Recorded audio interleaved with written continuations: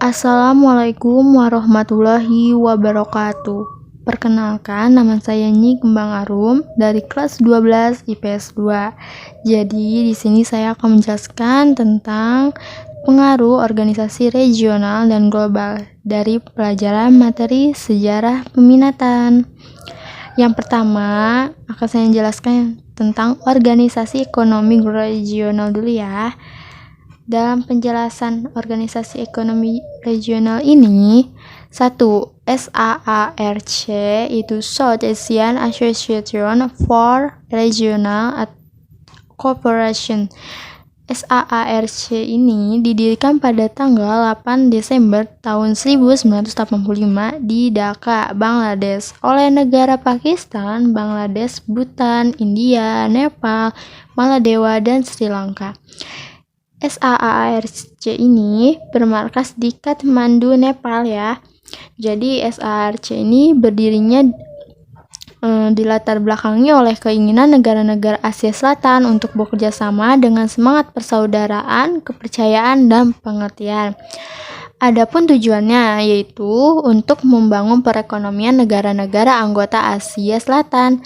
Dalam momen pentingnya, organisasi SAARC ini adalah ketika menerapkan South Free Trade Area tahun 2006 untuk mempermudah kegiatan perdagangan di Asia Selatan. Selain memiliki anggota tetap, SAARC juga mempunyai 9 negara pengamat, yaitu Amerika Serikat, Australia, Iran, Jepang, Korea Selatan, Mauritius, Myanmar, Tiongkok, dan Uni Eropa. Yang kedua, MEE, yaitu Masyarakat Ekonomi Eropa. Pada 1 Juni tahun 1955, ada sebuah pertemuan di Messina, Italia, yang menunjuk Paul Henry atau Menteri Luar Negeri Belgia. Komite yang harus menyusun laporan tentang kemungkinan kerjasama ke semua bidang ekonomi.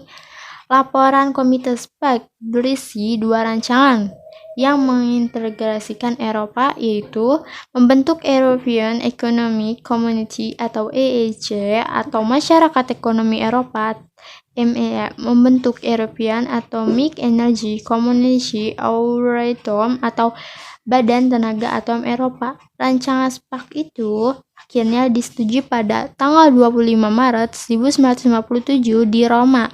Dan kedua, perjanjian itu mulai berlaku tanggal 1 Januari 1958. Pertemuan di Roma menghasilkan Traktat Roma yang meresmikan berdirinya MEE. Pembentukan MEE dilatar belakangi oleh keberhasilan European Coal and Steel Community atau ECSC dalam mendorong negara-negara seperti Belgia, Prancis, Italia, Luxembourg, Belanda, dan Jerman Barat membentuk pasar bersama yang mencakup sektor ekonomi. Selanjutnya, dengan demikian terdapat 3 organisasi di Eropa, yaitu ada ECSC, EEC atau MEE, dan Euratom atau EAEC.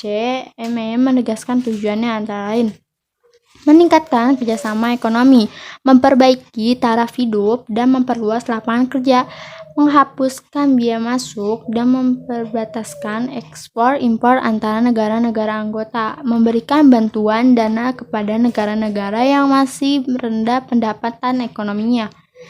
Yang keempat, meningkatkan tarif yang tinggi dan membatasi secara ketat barang-barang masuk yang bukan dari negara-negara anggota.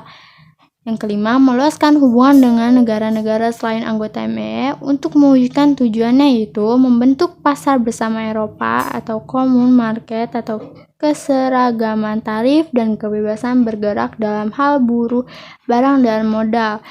Pada akhirnya, MEE bergabung dengan ECSC dan Euratom menjadi Uni Eropa melalui perjanjian Merger Treaty yang ditandai tangani di Brussels pada tanggal 8 April tahun 1965. Yang ketiga ada AFTA ASEAN Free Trade Area. Nah, di sini Indonesia berperan kuat. AFTA dibentuk saat konferensi tingkat tinggi atau KTT dalam singkatannya ASEAN ke-4 di Singapura tanggal 28 Januari 1992. AFTA merupakan kesepakatan negara-negara ASEAN untuk membentuk kawasan bebas perdagangan meningkatkan daya saing ekonomi kawasan regional dengan menjadi ASEAN sebagai basis produksi dunia. Beranggotakan Indonesia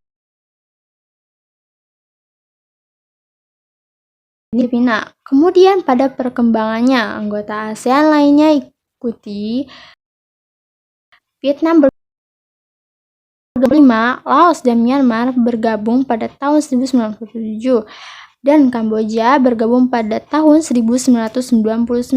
Hal ini menjadikan seluruh negara ASEAN menjadi anggotanya. AFTA memiliki tujuan.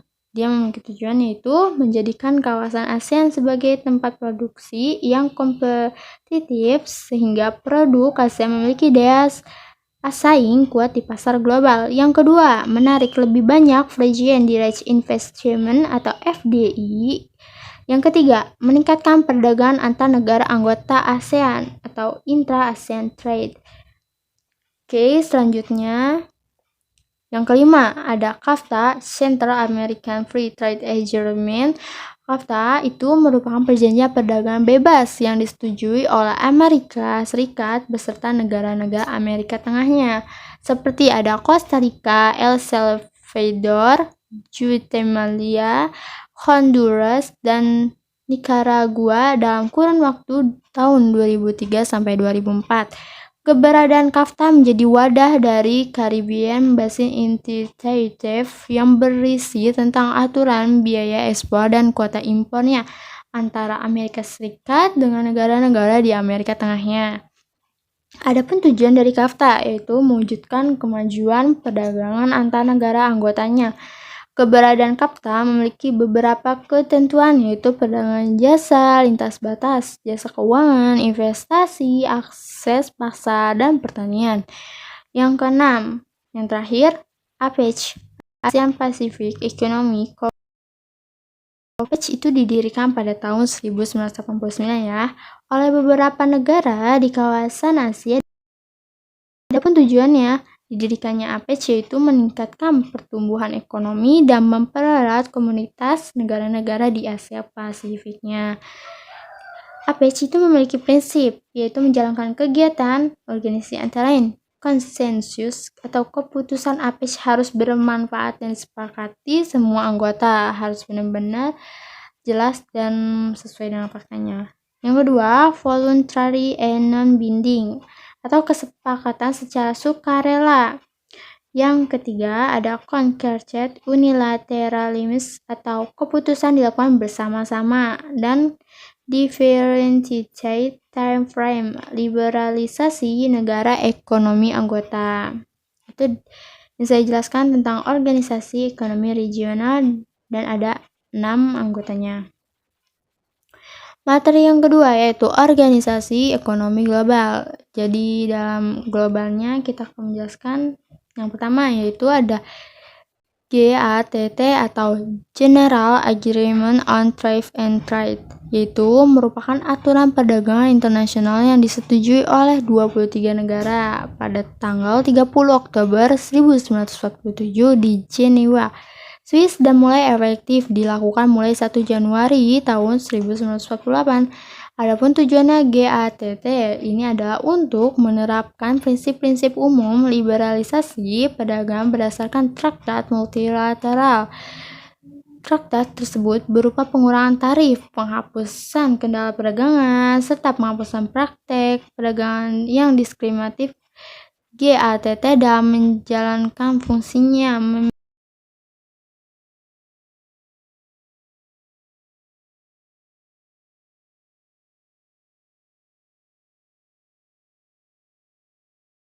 tarif, resiprositas, perlakuan khusus bagi negara berkembang, transparansi. Lalu pada sidang terakhir GATT di Marrakesh, Maroko bulan April 1994 disahkan bahwa GATT diakhiri dan berganti menjadi WTO yaitu World Trade Organization. Nah, yang kedua, WTO, World Trade Organization. WTO didirikan pada tanggal 1 Januari tahun 1995. menggantikan GATT. WTO muncul akibat adanya apa? Pemikiran untuk membentuk suatu badan tingkat tinggi yang permanen untuk mengawasi bekerjanya sistem-sistem perdagangan multilateral. Selain itu, untuk menjamin agar negara-negara peserta GATT mematuhi peraturan-peraturan yang telah disepakati serta memenuhi kewajiban-kewajibannya. WTO memiliki tujuan. Ada beberapa tujuan, yaitu mencapai perdagangan internasional yang stabil dan menghindari kebijakan perdagangan yang merugikan. Yang kedua, meningkatkan volume perdagangan di dunia. Yang ketiga, mengembangkan sistem perdagangan multilateral. Yang keempat, meningkatkan pemanfaatan sumber kekayaan dunia untuk meningkatkan produksi dan transaksi jual beli barang. Anggota WTO hingga tahun 2017 berjumlah 164 negara anggota yang bertambah dan memiliki 22 negara pengamat. Selanjutnya, yang terakhir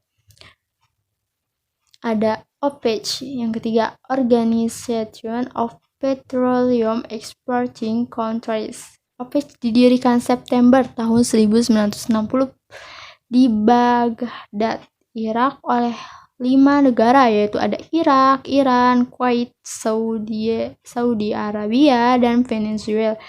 Pendirian OPEC itu merupakan perusahaan minyak